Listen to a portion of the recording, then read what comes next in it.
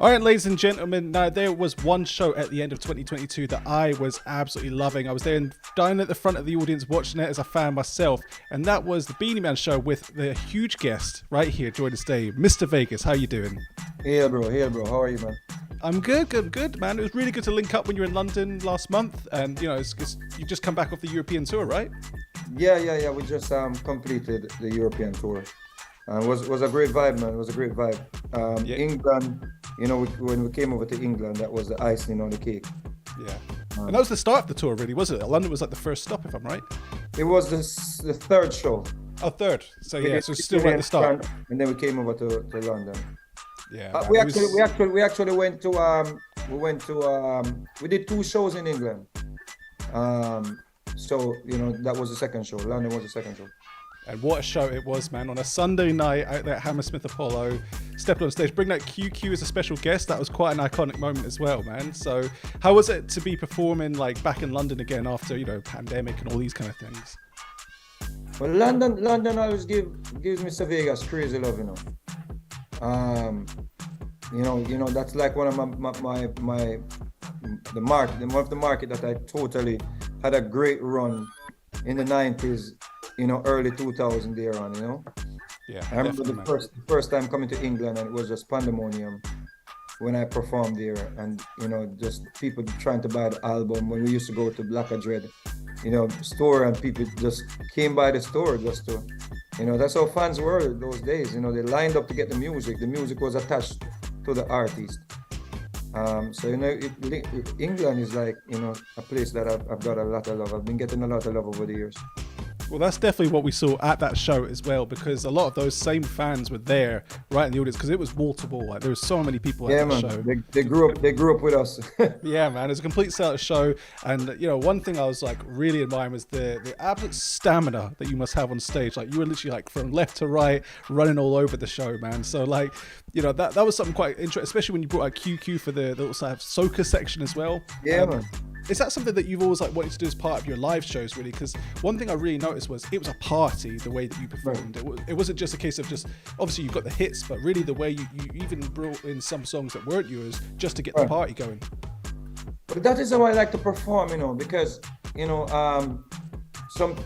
majority of people is gonna enjoy that more, because when you leave your house to have fun. Yeah, it's not like an album launch.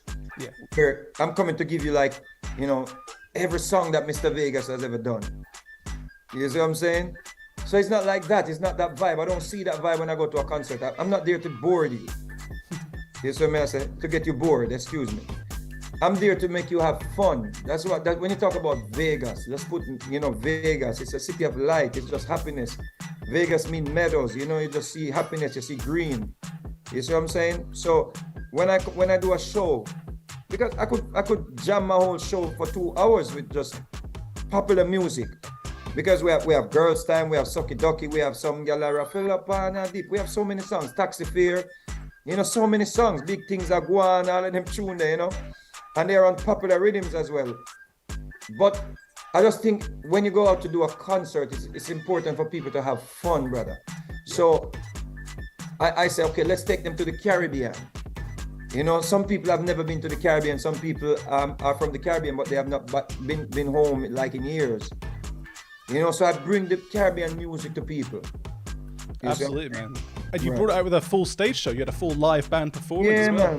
Yeah, man. No, the band is actually from England. They're very good. We rehearsed to them in England. How did that come about then? Did you have to rehearse quickly? Did they already know the rhythms? Like how? Because really, you landed in the UK maybe like a few days before the show. So was that like just straight into rehearsal and they got it that quickly? Well, the keyboard player, we did a few shows prior. So the keyboard player actually knows my show.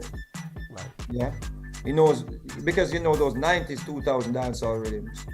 The phrase are very important. The keyboards, the phrasing, the coloring on the beat is very important. So, and that's the dichotomy with the music today and the music of yesteryear.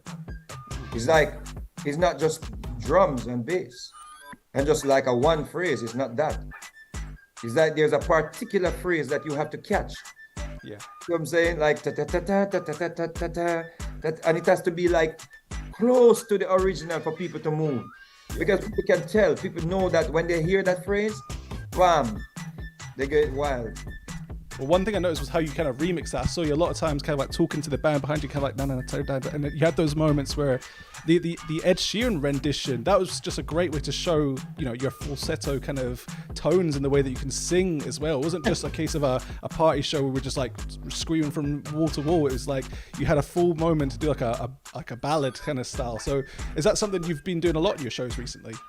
Well, my music career is coming from that type of vibe, where I'm a singer like Sanchez singer, you know, like that type of R&B songs that we you know, back in the days it was all about that, singing R&B songs on dancehall beats or reggae beats, and a lot of artists, they made a career of that. Thriller U, Wayne Wonder, Sanchez, you know, so many artists, you know, Ken Booth, because that was the thing then. You know, I was speaking to Wayne Wonder this week, and he told me that he was actually, you know, fighting with producers to sing original music. Really? Because they were trying to pigeonhole him as that kind of cover star kind of thing. Because it was a cover era where people were, because Jamaican people, they really love soul songs, love songs. So when you put those love, when Sanchez was the king of that, he would just, and Wayne Wonder too, like Thriller U too. You know, they just took those R&B songs and they just made crazy reggae hits. Yeah. You know, Ken Booth, you can name them. You know, so I still have that from the sound system era, where I would go on the sound system and I would be singing like cover songs, and the girls would go crazy because they know the song. You know, and it's still, you can still do it today. That's what you proved at the show. Right. So the only thing you need to do is sing good. Yeah. And you know, you would have, you know, had a career back in those days. And it's more than just those days, because you've one of the sort of, I say, few artists that really have had longevity in this game. Really, like this is the one thing we're going to be talking about now. Is like the fact is, like you're not relying on your previous hits to carry you. Like we're about to talk about, like you got about 5 or 6 new songs in the last like 3 months basically that are popping off everywhere that we're about to play on the show as well. But before we get into the music side of things, you've been busy more than just the European tour as well. You've just completed university, right? You've just kind of come back and graduated, am I correct? Yep. Congratulations. Yeah, give thanks. I just received my bachelor. That's amazing, man. So in sociology and anthropology. That's incredible, man. So what kind of drove you to go back and do that now? I think it's when you check the era that we're in, there are so many channels for us to speak, yeah, that afford us the opportunity to speak. And I think when you're going to be representing something, you have to at least know how to articulate it. And that was the initial, you know, thing. You know, just how can I be, you know, how can I convey the message better that I'm putting forward? Whether it's about music, because at my age, I'm not going to be like hanging out at studios, or that those days are kind of over. When our spare time, we would go to the studio, right? So when we had no work to do, we'd be like hanging out at the studio playing dominoes or whatever it was. We would be hanging out somewhere, or we would have been like in a dance, just chilling. But things have changed, you know. You know, time change and things change, you know. So now we have more time, like maybe at home. So you find that a lot of us, you know, our outlet is Absolutely. the internet. So we speak more on like, you know, cultural issues, social issues, dancehall, all of them things here, reggae music, the state of reggae music.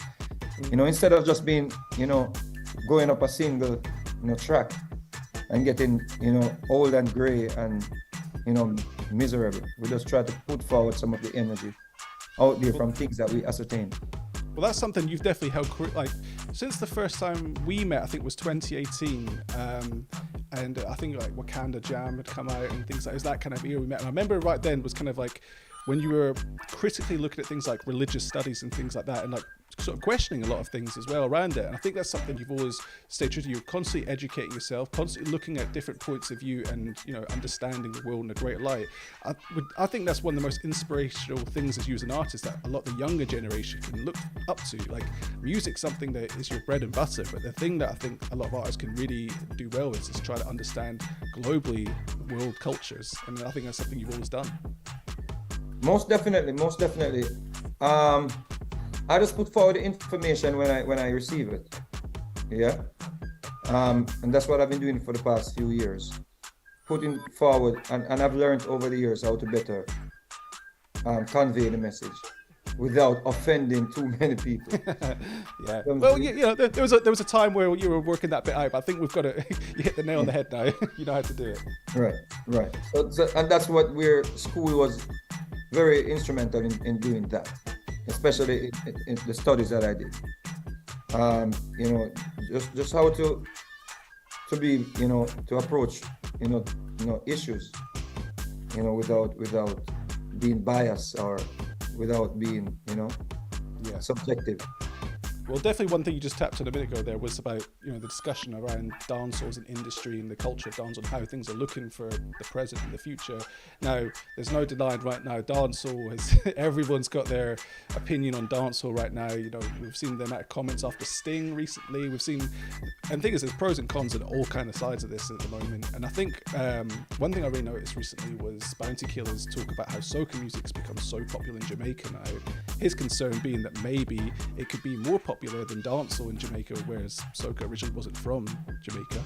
I think that was misconstrued in some people. They thought he was trying to badmouth soca, which wasn't the case. I think he was talking about how popular and how people are looking for happy music again.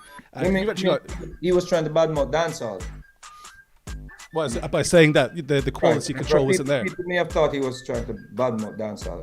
I don't think that's the case. I think what he was trying to say is that soca music has kept that happy vibe, that spirit of having fun. And dancehall has gotten so dark where it's not a lot of fun anymore. At one point, if an event happened, like after an event, or a situation or whatever. An outbreak, a virus, a flu, a hurricane, there would be a song about it. It would be a funny song.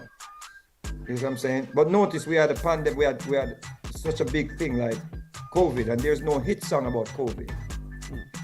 You know what I'm saying? Because we don't know how to make happy that part of the music where people would laugh. And the reason for that is people are finding other ways to laugh. Yeah. Are getting their source from other places.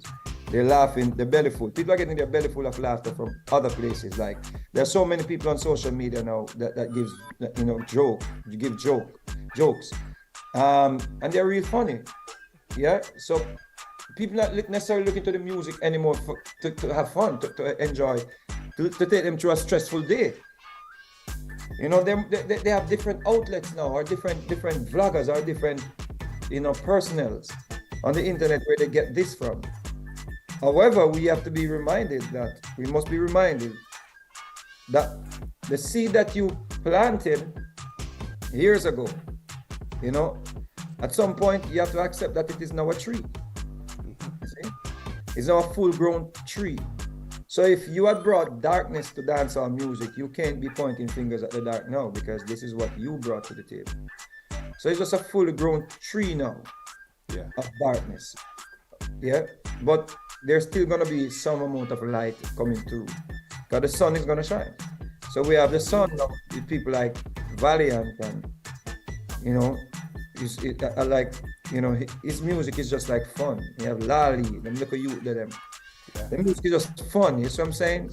And I think at times we get caught up with pointing out just the dark side of dancehall, the negative impacts of whatever they're claiming is happening, of gun violence song and all them things. Mm-hmm. That we forget to point out the happy side of dancehall, the positive side, Well, that's something that I think you do fantastically, the point at the happy side. You actually have a song right now called Happiness, which is a soca tune on the minivan rhythm, which was Static and Johnny Blaze production. So, you know, I think, and we're going to run through a couple of the new songs that you brought out recently, and every single one are happy songs. Like, that's something. That's where we're at. Yeah, and I think, well, at the end of the day, the name Mr. Vegas, everyone knows in dancehall. The longevity of your career proves that. And I think maybe that's something that a lot of the new school artists can maybe take light on, the fact that the happy stuff will keep you in the game for another 20, 30 years. Trust me. If one of these songs break through, like, you know, like become a major hit, that's why we keep putting out music, because you never can tell with TikTok and everything that's going on now. You will put out the song that you think is the biggest idiot song. I don't even like it. And you put that out, and everyone is just on the internet, on TikTok, dancing to it and singing to it. Yeah? So we just keep putting out that type of music, that type of vibe. Yeah? And trust me, one hit song changes your whole life. It's gonna make you, especially with artists with such a big catalog like Beenie Man and Vegas and these great artists with such big catalogs. I think that's a great point. Like, we look at you know, Conqueror went super viral a couple of years ago with the Banana song, and that's what I mean. Like, nowadays we don't know. Like, I feel as if A&Rs will do their best, but really, no one knows. No one knows. Right now, I did a deal with a French label. Yeah, that's Play 2, right? Play 2, yeah. Like, they're the powerhouse in France, and we're working on just happy music. You know. We have, you know, producers from Nigeria, producers from St. Lucia, producers from Guadeloupe and Martinique. So I heard that apparently you went to go and shoot a video with is it Yemi Alade in Guadeloupe as well. Has that happened, or is that still in the pipeline? It's gonna be done this month. Wow. And that it's just happy. The thing is, and I just saw Mr. Lex spoke about this. Right, I just saw Mr. Lex had a discussion on this. The thing that people are missing, we're not saying Afro music has never been is just popped up out of nowhere, because I was doing Afro music 5-6 years ago, you know, 8 years ago. I was doing Afro music. I was doing shows with P Square, you know, DeMarco and Akon. They were doing Afro music. They did an Afro song. But the thing that I think we're missing is that the Afro artist and the music, it's just something that you hear it, you just want to dance. Yeah. And even I can't dance for nothing. I think, but when I hear a Afro song, it's just something. It's just, I feel the move. I feel the groove is there, bro. So I think that is what people are missing when people speak about Afro taking over the space, especially in the spaces where dancehall once dominated. So would you say that's more of a case of, it's not a case of Afrobeats taking over in terms of African artists taking over, it's the vibe has been taken over because people want that uplifted, happy vibe. If dancehall was returning to that element that did in the, you know, the late 90s, early 2000s, when that vibe was in dancehall, when you know, the likes of yourself, Beenie Man, Elephant Man, artists like that were coming up with dance crazies and things like that. Like, do you think that's the thing that people are really looking for, not specifically the actual genre of music? But I know what the solution is. The solution is for dancehall artists like Beenie Man and all the artists that are still able, and myself, to start singing on Afrobeats. Yeah, it's as simple as that. Because we do not have the producers anymore to play the real dancehall that you're gonna enjoy. No disrespect to who is out there now, but it was just a gift that Steely had. Yeah, it's a gift that Danny Brownie has. He's not playing that type of music anymore, but he has the gift. You see what I'm saying? It was just a few people, wrong move. You know, they had this gift that when you hear the Pepper Seed rhythm, it's just like that one phrase or two phrases in the beat just grab you. You see what I'm saying? So since we can't make that music anymore, we need to start getting beats from Afro or African producers. Why? Because they were getting beats from Jamaica, you know, back in, you know, when they were doing, you know, dancehall music and reggae music. I suppose Akon kind of started off on, you know, things like, remember he was on the Fiesta rhythm, wasn't he, with Gunshot and things like that. So like he was on dancehall for a long time. Akon is American. I'm talking about artists. You have Lucky Dube. You have so many artists in Africa that use reggae and dancehall over the years to make major careers. Alpha Blondy. When you see Alpha Blondy in Europe, he's such a major presence on stage. Yeah, I learned my lesson the hard way to work after Alpha Blondy 1 year at the Belgium festival. The man totally dismantled the place. It's only the rain that came down saved me, bro. The man brought the rain down. There was dancers, I promise you, bro. That was voodoo. He was working the magic on that day. The dancers brought the rain down, bro. I don't know, they did something. They did an African dance or something, bro. Rain dance, something.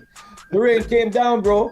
I was like, yo, this man is not normal, bro. So, and you have people like Stoneboy and them artists from Africa. They've been using dancehall, bro. So would you say that, like, would you like to see Jamaican producers being able to make rhythms like they did back in the day again, using elements from African music again? Is that the kind of things that you'd like to see coming from Jamaican producers? No, I'm saying the producers that can produce the dancehall that had that groove and that sound, they're not producing anymore. Our majority of them are not producing anymore. They're not putting up juggling again. You see what I'm saying? And we do not have enough artists that would take constructive criticism or sit down with a producer and be produced, because there's a lot of ego now. A man can send you a rhythm that he bought. Some producers, they buy the beat. They bought the beat on the internet and they send it to you. And you go to the studio and you sing something on it.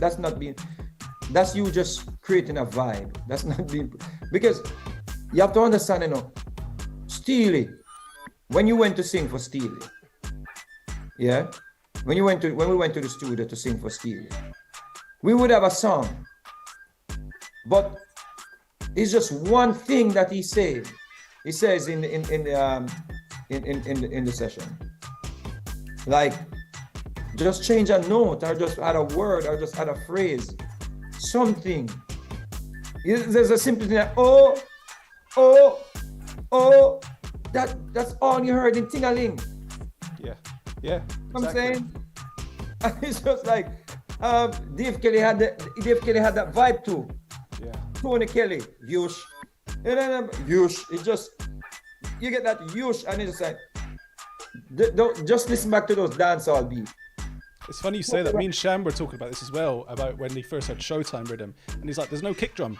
He's like, "That's how good Showtime rhythm was." It had a swing. It had a swing, but that's coming from the giggy beat.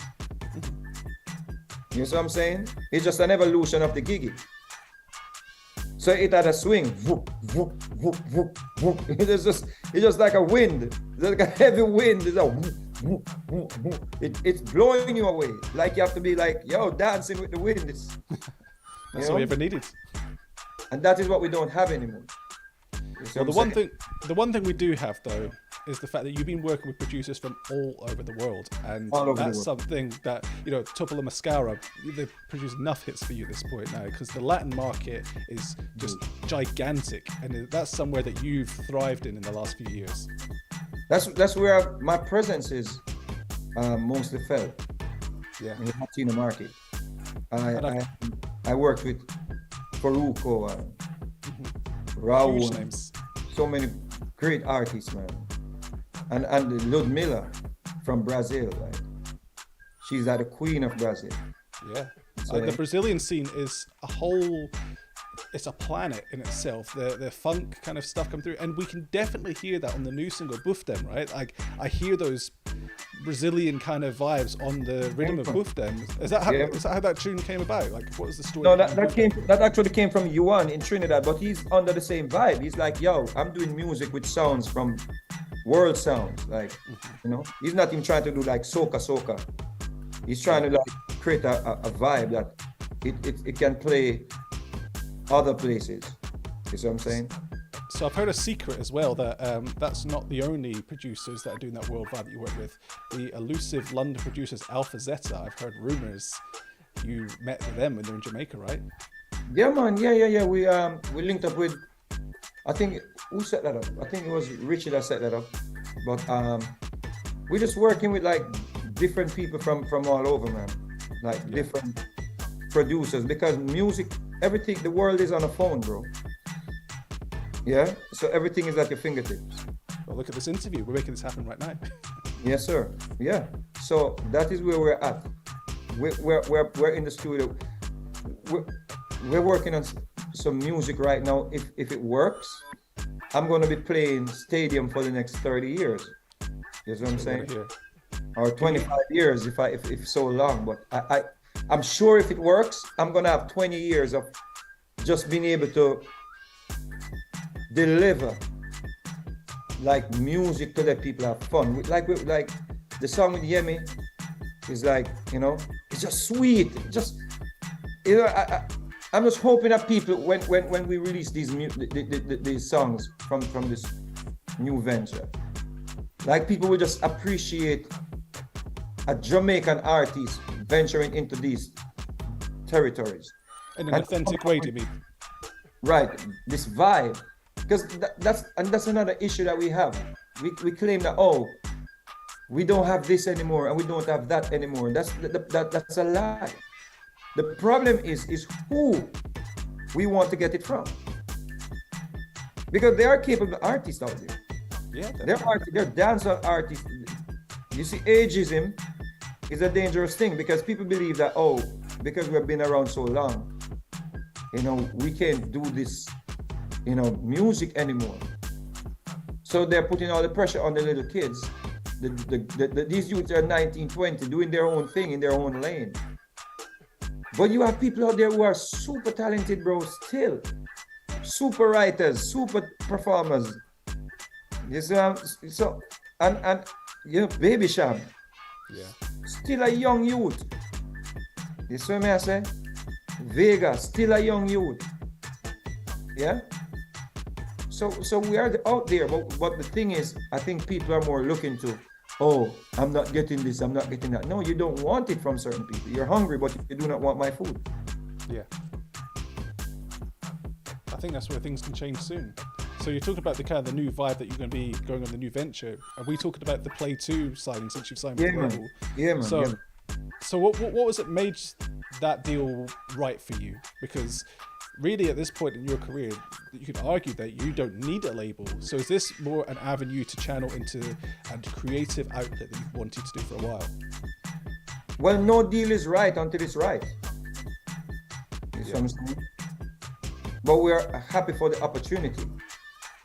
We have a vehicle that can take us into the direction that we're trying to go. But it doesn't mean that we're not going to get puncture on the way, a flat tire on the way, or we're not going to blow an engine on the way. You see what I'm saying? But we hope that's not going to be the case. We hope that we're going to have good drivers and, you know, people. I think you definitely will, man, because you've got the vibes up for everyone right now. Because the one song that we're about to jump into right now is the brand new single that you've just dropped called Dancehall Ravers. And this is way faster than a lot of the other songs out there. What was the story behind Dancehall Ravers? How did you write and get the beat? Like, what was the ethos around this one? Well, QQ's father, he brought a kid to me and he was like, this youth, his name is Jay. And he showed me they're doing something to that SpongeBob vibe. Yeah. But I saw it prior. You know, my dancers, they were doing it, but I didn't know what it was. Yeah. So when I saw it and I said, oh, is this youth created this vibe? I was like, wow. So then I got the beat and I realized, oh, wow, this is SpongeBob. I can't clear this. So I had to pay a guy in England to make over the beat. And then go back to the studio and I did the vocals with a dancehall vibe, like, you know, instead of SpongeBob Ravers, I said, Dancehall Ravers, dancehall can't stop. You know, that vibe. Come, could you dance, sing, could you dance, yeah, it just had that vibe. It certainly does have a vibe. That's the tune that I'm absolutely going crazy for. It's killing TikTok, all the little children doing it. when you see my kids doing it, you know, it's vibe. And that's what I was going to ask you. Was that kind of part of the strategy behind writing that one? Because, you know, as soon as I heard it, the SpongeBob rendition, would say, in this sense, that's viral already. Like, as soon as I heard it, I'm like, wow, like, this is going to be on every kid's TikTok. Yeah, man. Going for the next like year. Yeah, man. It already started. And we're only, a couple of days in, basically, since the job. Yeah. But it is not, at this point, I had so much music that because of the deal, and I know once we kick in the first single, I can't put no other music out because we're going to be locked in this deal. These are songs that I had backed up that I need to release. So I'm dropping like bam, bam, bam, bam, bam. Just get them out there quickly. Yeah. Before the deal starts. Right. No, that's good, man. And we cannot wait to hear that. So how long are we going to be waiting for? Because I know the new single's called Bright Future. Am I right in saying that? Right. With Yemi Alade?